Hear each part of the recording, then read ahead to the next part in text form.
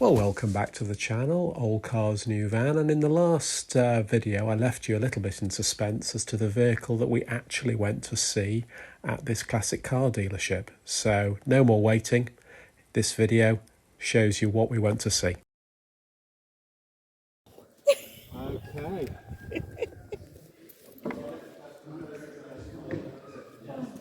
Oh, look at that.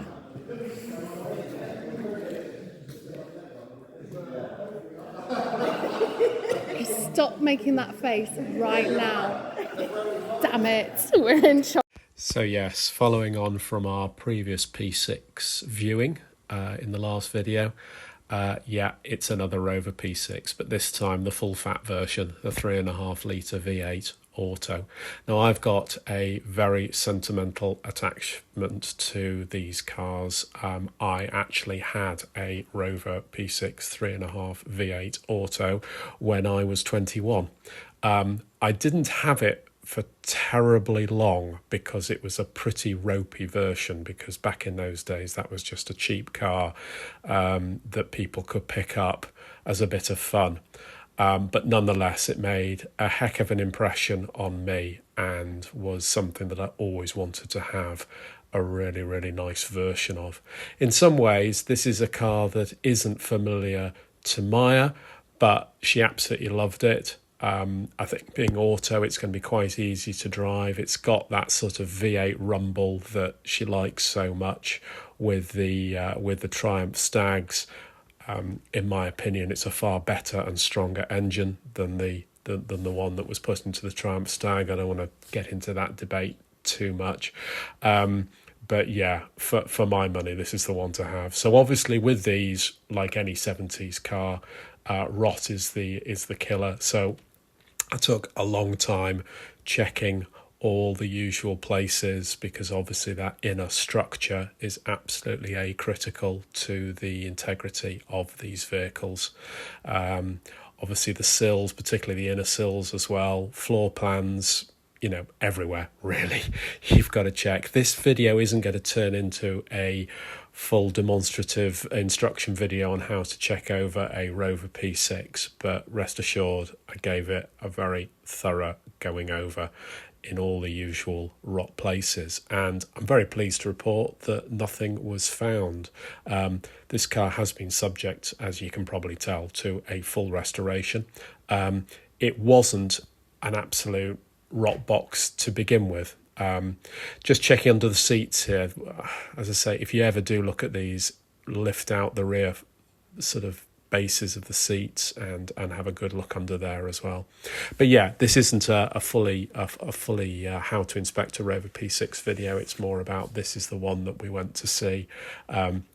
Loved the colour. Almond is the paint code. Obviously this is although this car was made in 72, so it was British Leyland. It was very much sort of designed as a pre-British Leyland enterprise, very much a proper Rover in my opinion, and it maintained the paint codes of Rover. So this is a proper Rover colour almond. Just having a look at the mighty 3.5 litre V8, obviously an American engine originally, but really brought to the forefront with the success that it's had in many Rovers and indeed many British cars. Nice to see some original stickers there, and again body colour identification almond. Inside I thought was exceptionally strong as well. I mean, obviously you get the full instrument pack being the 3.5 litre V8, but the leather was in lovely condition. Obviously it does look quite dark in here because obviously it's a lot of black leather and also we're inside. But I think that will lighten up as we get out into the daylight. And again, the black leather's quite sporty, so quite like the look of that.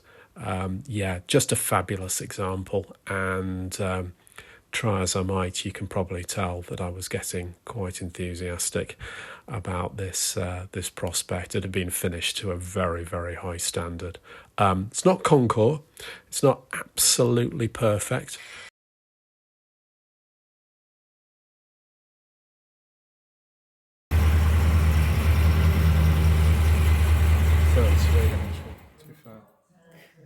Sounds good as well. We didn't drive it too far on this visit. We're actually going back for a second viewing, even though I can tell you now we have committed at this stage to purchase this. So this is going to be our new classic car. But there were one or two jobs that we've negotiated into the deal to be done before really a sort of long test drive is on the cards. It's the right thing. It's the right thing. It looks gorgeous out here. It looks gorgeous, doesn't it? Yeah. It goes backwards. It goes backwards. Fantastic. And it got through an MOT, and it was as rotten as a pear. And its reg number was Gov 747L, same year as this. 72, yeah, 72. White, the black, full black vinyl ring. Actually, I much prefer it than just the quarters. Because obviously some of them had the boot, the spare mounted on the boot. It's too heavy. So there you go. I was just reminiscing about my previous white Rover P6 Gov 747L, which made such an impression on me. But yeah, this is the new car for the fleet. We're extremely excited about it. I hope you are too, and I hope you'll enjoy watching the adventures that we have with this lovely example. Can't wait to get going with it obviously in the new season.